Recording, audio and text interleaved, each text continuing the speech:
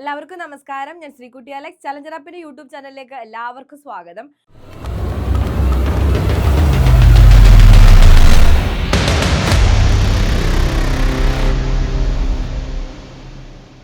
ഞാനിന്ന് വളരെ പ്രധാനപ്പെട്ട ഒരു ടോപ്പിക്കുമായിട്ടാണ് എത്തിയിരിക്കുന്നത് കേട്ടോ. അതായത് ജോഗ്രഫി ബേസ് ചെയ്തിട്ട് വളരെ നമ്മൾ അറിഞ്ഞിരിക്കേണ്ടതായിട്ടുള്ള പ്രധാനപ്പെട്ട ഒരു കാര്യത്തെ അടിസ്ഥാനമാക്കിയുള്ളതാണ് ഇന്നത്തെ ക്ലാസ്. അപ്പോൾ ശ്രദ്ധിക്കുക. അറിയാം, ടോപ്പിക് കണ്ടോ, ഉപദ്വീപീയ പീഠഭൂമി, ഇത് പെനിൻസുലാർ പ്ലേറ്റ്യൂസിനെ ബേസ് ചെയ്തിട്ടുള്ള ക്ലാസ് ആണ് കേട്ടോ. അപ്പം നമ്മൾ ക്ലാസ് തുടങ്ങാൻ പോവാണ്. അപ്പോൾ ജോഗ്രഫിയിൽ ഏറ്റവും പ്രധാനപ്പെട്ട ഭാഗങ്ങളിൽ ഒന്നാണ് ഈ പെനിൻസുലാർ പ്ലേറ്റ്യൂസ് എന്ന് പറയുന്നത്. സോ ശ്രദ്ധിക്കുക, ഇതിനകത്ത് വരുന്ന എല്ലാ ഘടകങ്ങളും, എല്ലാ കാര്യങ്ങളും, എല്ലാ ഫാക്ട്സും വളരെ പ്രധാനപ്പെട്ടതാണ് കേട്ടോ. അത് കൃത്യതയോടുകൂടി വായിച്ച് മനസ്സിലാക്കി പോവുക കേട്ടോ.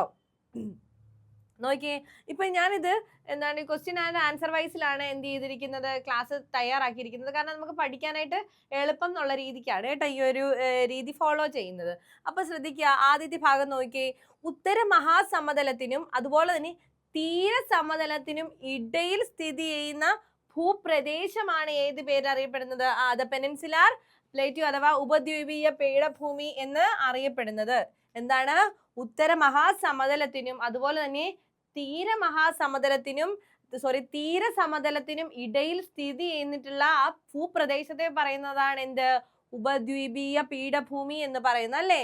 ഇനി നോക്കിയേ, ഇവിടുത്തെ ഒരു ഭൂപ്രദേശത്തിന്റെ പ്രത്യേകത എന്താണ്? അത് ഉറപ്പേറിയ ശിലകളാൽ നിർമ്മിതമായിട്ടുള്ള ഭൂവിഭാഗമാണ്. അവിടെ ഒരു എങ്ങനത്തെ ഭൂരൂപങ്ങളാണ് കാണാൻ കഴിയുക?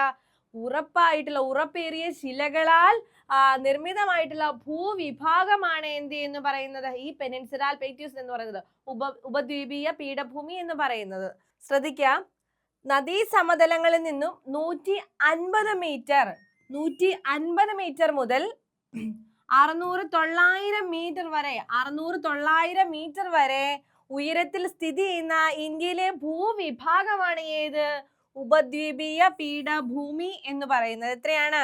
150 മീറ്റർ മുതൽ 600-900 മീറ്റർ വരെ ഉയരത്തിൽ സ്ഥിതി ചെയ്യുന്ന ഇന്ത്യയിലെ ഭൂവിഭാഗമാണ് ഏത്? ഈ പെനിൻസുലാർ പ്ലേറ്റ്യൂസ്, ഉപദ്വീപീയ പീഠഭൂമി എന്ന് പറയുന്നത്. ഇത് നോക്കിയേ, ക്രമരഹിതമായ ത്രികോണാകൃതിയിലുള്ള ഭൂവിഭാഗമാണ് ഏത്? ഉപദ്വീപീയ പീഠഭൂമി എന്ന് പറയുന്നത്. അപ്പം ഉപദ്വീപീയ പീഠഭൂമിയുടെ പ്രത്യേകതകൾ, സവിശേഷതകളാണ് നമ്മൾ പറഞ്ഞുകൊണ്ടിരിക്കുന്നത് അല്ലെ? എന്താണ് ആദ്യത്തെ എന്തായിരുന്നു പറഞ്ഞത്? ഉത്തര മഹാസമതലത്തിനും തീരസമതലത്തിനും ഇടയിൽ സ്ഥിതി ചെയ്യുന്ന ഭൂപ്രദേശമാണ് ഉപദ്വീപീയ പീഠഭൂമി. ഉറപ്പേറിയ ശിലകളാൽ നിർമ്മിതമായിട്ടുള്ള ഭൂവിഭാഗം. അതുപോലെ തന്നെ നദീസമതലങ്ങളിൽ നിന്നും 150 മീറ്റർ മുതൽ 600-900 മീറ്റർ വരെ ഉയരത്തിൽ സ്ഥിതി ചെയ്യുന്ന ഇന്ത്യയിലെ ഭൂവിഭാഗം. അതുപോലെ തന്നെ ക്രമരഹിതമായിട്ടുള്ള ത്രികോണ ആകൃതിയിലുള്ള ഭൂവിഭാഗം. ഇതൊക്കെ പറയുമ്പോഴും പ്ലേറ്റ്യൂസിന്റെ പിക്ചർ മനസ്സിലുണ്ടായിരിക്കണം, പീഠഭൂമിയുടെ ആ പിക്ചർ മനസ്സിലുണ്ടായിരിക്കണം. ഇനി നോക്കി, അടുത്ത സവിശേഷത നോക്കിയേ. ഇന്ത്യയിലെ ഏറ്റവും പഴക്കമേറിയതും സ്ഥായിയായതുമായ ഭൂവിഭാഗം കൂടിയാണ് ഈ ഉപദ്വീപീയ പീഠഭൂമി എന്ന് പറയുന്നത്. ഇന്ത്യയിലെ ഏറ്റവും പഴക്കമേറിയതും അതുപോലെ തന്നെ സ്ഥായിയായതുമായിട്ടുള്ള ഭൂവിഭാഗമാണ് ഏത്? ഉപദ്വീപീയ പീഠഭൂമി എന്ന് പറയുന്നത്. നോക്കിയേ, ഇന്ത്യയിലെ ഭൂവിഭാഗങ്ങളിൽ ഏറ്റവും ദൃഢവും സ്ഥിരവുമായതാണ് ഉപദ്വീപീയ പീഠഭൂമി എന്ന് പറയുന്നത്. എന്താണ്? ഇന്ത്യയിലെ ഭൂവിഭാഗങ്ങളിൽ ഭൂരൂപങ്ങളിലെ അതിൽ ഏറ്റവും ദൃഢമായതും അതുപോലെ തന്നെ സ്ഥിരവുമായതാണ് ഉപദ്വീപീയ പീഠഭൂമി എന്ന് പറയുന്നത്. ഇനി നോക്കിയേ, വളരെ പഴക്കമുള്ള ഗ്രാനൈറ്റും നെയ്സും ചേർന്ന് രൂപപ്പെട്ടിരിക്കുന്ന ഭൂവിഭാഗമാണ് ഏത്?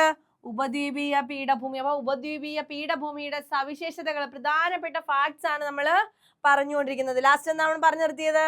വളരെ പഴക്കമുള്ള ഗ്രാനൈറ്റും നെയ്സും ചേർന്ന് രൂപപ്പെട്ടിരിക്കുന്ന ഭൂവിഭാഗമാണ് ഏത്?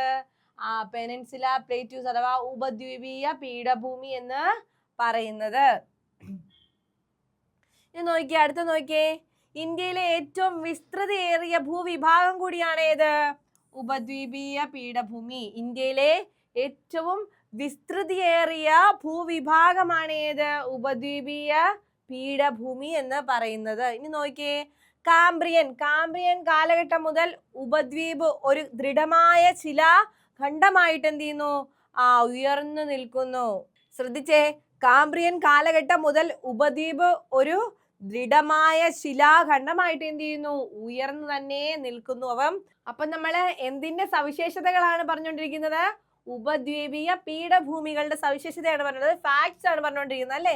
ഇനി നോക്കിയേ, ഇൻഡോ ഓസ്ട്രേലിയൻ ഫലകത്തിന്റെ ഭാഗമായതിനാൽ ഇവ വിവിധ ലംബതല ചലനങ്ങൾക്കും ശിലാഖണ്ഡ ഭ്രംശത്തിനും എന്താണ് ബ്ലോക്ക് ഫോൾട്ടിങ്ങിനും എന്താണ് വിധേയമായി മാറിക്കൊണ്ടിരിക്കുന്നു, അല്ലെങ്കിൽ വിധേയമാകുന്നു കേട്ടോ. എന്താണ്?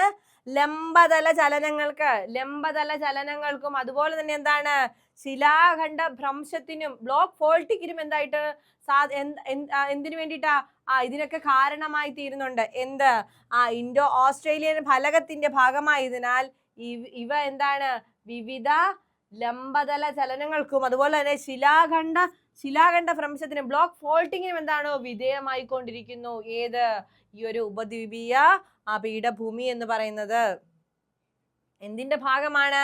ഇൻഡോ ഓസ്ട്രേലിയൻ ഫലകത്തിന്റെ ഭാഗമായതിനാലാണ് കേട്ടോ ഇവ എന്തിന് വിധേയമാകുന്നത്? ലംബതല ചലനങ്ങൾക്കും അതുപോലെ തന്നെ എന്താണ് ബ്ലോക്ക് ഫോൾട്ടിങ്ങിനും വിധേയമാകുന്നത് കേട്ടോ. ഇനി നോക്കൂ, നമുക്ക് പ്രധാനപ്പെട്ട കുറച്ച് കാര്യം കൂടെ നോക്കാം. ആഗ്നേയ കായാന്തരിത ശിലകളാൽ നിർമ്മിതമായ ഭൂവിഭാഗം കൂടിയാണ് ഏത്?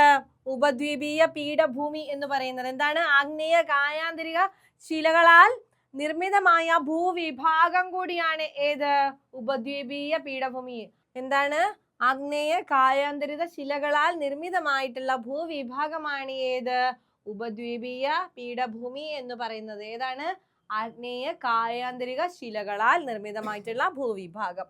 ഇനി നോക്കൂ, ഉപദ്വീപീയ പീഠഭൂമിയുടെ ഭാഗമായ അവശിഷ്ട പർവ്വതങ്ങൾ ഏതൊക്കെയാണെന്ന് നോക്കാം.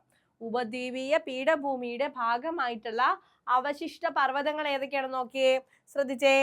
ആരവല്ലി, നല്ലമലൈ കുന്നുകള്, ജാവടി കുന്നുകള്, വേളികൊണ്ട കുന്നുകള്, പൽക്കൊണ്ട നിര, മഹേന്ദ്രഗിരി കുന്നുകൾ, ഇതെല്ലാം എന്താണ്? ഉപദ്വീപീയ പീഠഭൂമിയുടെ ഭാഗമായ അവശിഷ്ട പർവ്വതങ്ങളാണ്. ഏത്? ഉപദ്വീപീയ പീഠഭൂമിയുടെ ഭാഗമായിട്ടുള്ള അവശിഷ്ട പർവ്വതങ്ങൾ ഏതൊക്കെയാണ് എന്ന് ചോദിച്ചാൽ ആരവല്ലി, നല്ലമലൈ കുന്നുകള്, ജാവടി കുന്നുകള്, വേളികൊണ്ട കുന്നുകള്, പൽക്കൊണ്ട നിര, മഹേന്ദ്രഗിരി കുന്നുകൾ, ഇതെല്ലാം എന്താണ്? ഉപദ്വീപീയ പീഠഭൂമിയുടെ ഭാഗമായ അവശിഷ്ട പർവ്വതങ്ങളാണ്. എന്താണ്? അവശിഷ്ട പർവ്വതങ്ങളാണ്. എക്സാമിന് ചോദിക്കുകയാണ്, കുറെ പർവ്വതങ്ങൾ ഇങ്ങനെ തന്നിട്ട് കുറെ പർവ്വതങ്ങളുടെ പേരുകൾ ഇങ്ങനെ തരികയാണ്. എന്നിട്ട് ചോദിക്കുകയാണ് ഇതിൽ ഉപദ്വീപീയ പീഠഭൂമിയുടെ ഭാഗമായിട്ടുള്ള അവശിഷ്ട പർവ്വതങ്ങളെ കണ്ടെത്തുക, അല്ലെങ്കിൽ തെറ്റായ പ്രസ്താവന ഏത് എന്നൊക്കെ ചോദിച്ചു വരാം. എന്നിട്ട് നമുക്ക് ഇതിൽ നിന്ന് കറക്റ്റ് ആയിട്ട് ചൂസ് ചെയ്യണം എന്നുണ്ടെങ്കിൽ നമ്മൾ അറിഞ്ഞിരിക്കണ്ടേ. അപ്പം ഉപദ്വീപീയ പീഠഭൂമിയുടെ ഭാഗമായിട്ടുള്ള അവശിഷ്ട പർവ്വതങ്ങൾ ഏതൊക്കെയാണെന്ന് ഒന്നുകൂടെ നോക്കിയേ. ആരവല്ലി, നല്ലമലൈ കുന്നുകള്, ജാവടി കുന്നുകള്, വേളികൊണ്ട കുന്നുകള്, പൽക്കൊണ്ട നിര, മഹേന്ദ്രഗിരി കുന്നുകൾ, ഇതൊക്കെയാണ് എന്ത്? അവശിഷ്ട പർവ്വതങ്ങൾ. എന്തിന്റെ? ഉപദ്വീപീയ പീഠഭൂമിയുടെ ഭാഗമായിട്ടുള്ള അവശിഷ്ട പർവ്വതങ്ങൾ. ശ്രദ്ധിച്ചേ, അപ്പൊ നമ്മള് കുറച്ച് പർവ്വതങ്ങളുടെ കാര്യം പറഞ്ഞു അല്ലെ, അവശിഷ്ട പർവ്വതങ്ങളുടെ കാര്യം പറഞ്ഞു.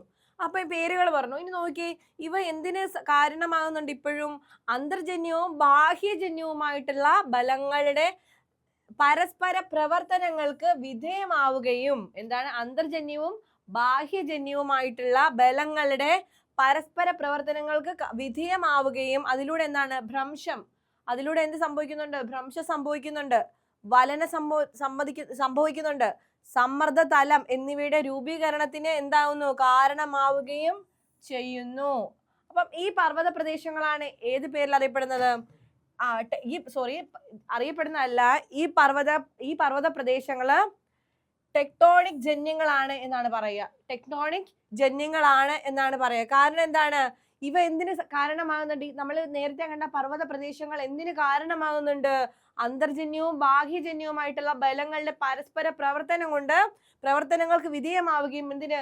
ഭ്രംശവും വലനവും അതുപോലെ തന്നെ എന്താണ്? സമ്മർദ്ദതലം, ത്രസ്റ്റ് പ്ലെയിനും ഒക്കെ എന്താണ്? എന്നിവയുടെ രൂപീകരണത്തിന് കാരണമാവുകയും ചെയ്യുന്നു. സോ ഈ പർവ്വത പ്രദേശങ്ങൾ എന്താണ്? ടെക്ടോണിക് ജന്യങ്ങളാണ്. എന്താണ്?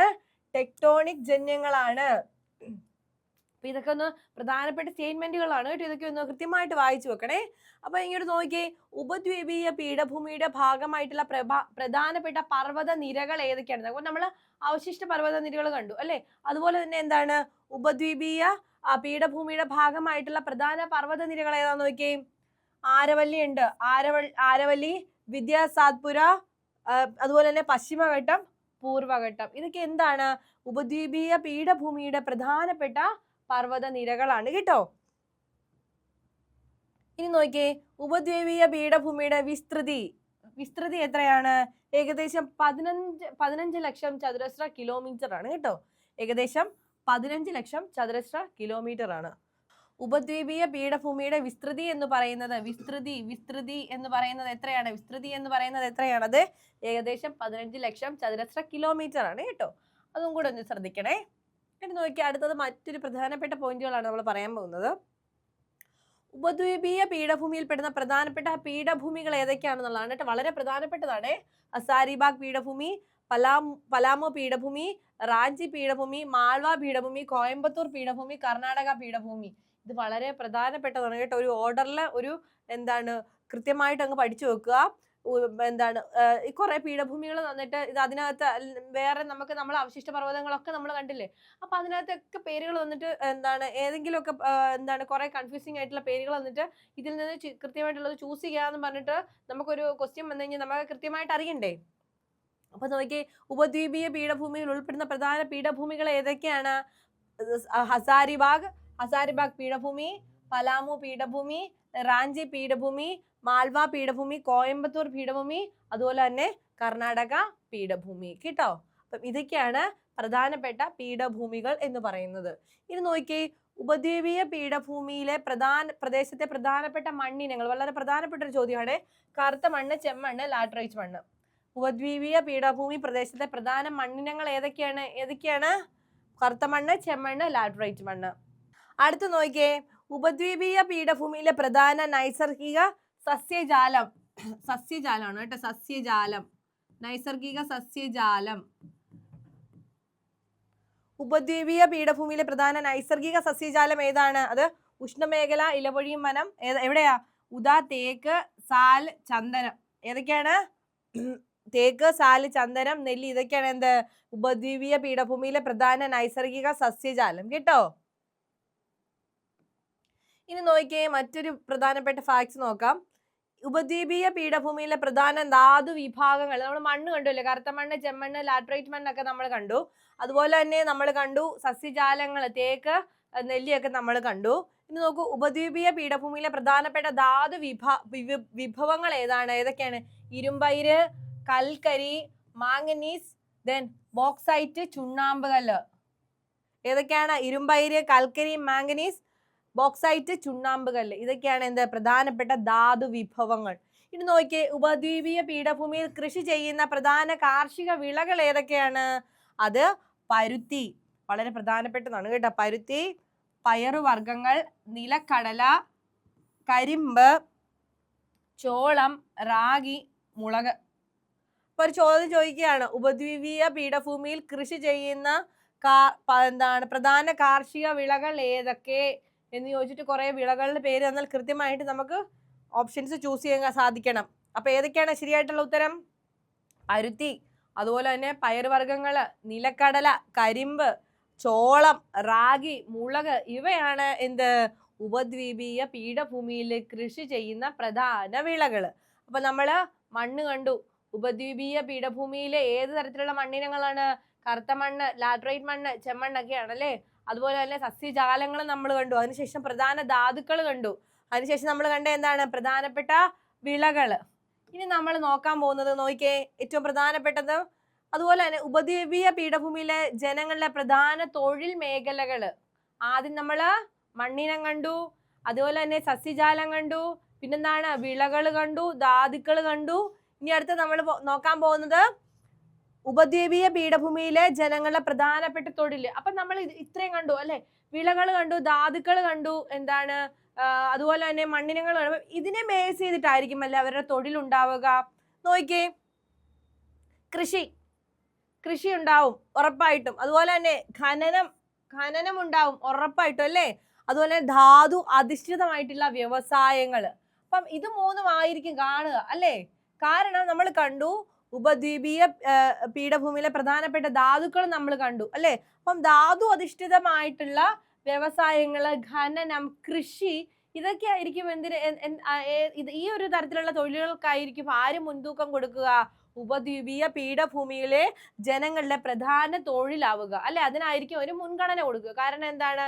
ഈ ഒരു മണ്ണിനെ അടിസ്ഥാനമാക്കിയുള്ള കൃഷിയും അവിടുത്തെ ഖനനവും അവിടുത്തെ ധാതുക്കളുടെ ധാതു അധിഷ്ഠിത വ്യവസായം ഒക്കെ ആയിരിക്കും അവിടെ പ്രധാനമായിട്ടും ഉണ്ടാവുക.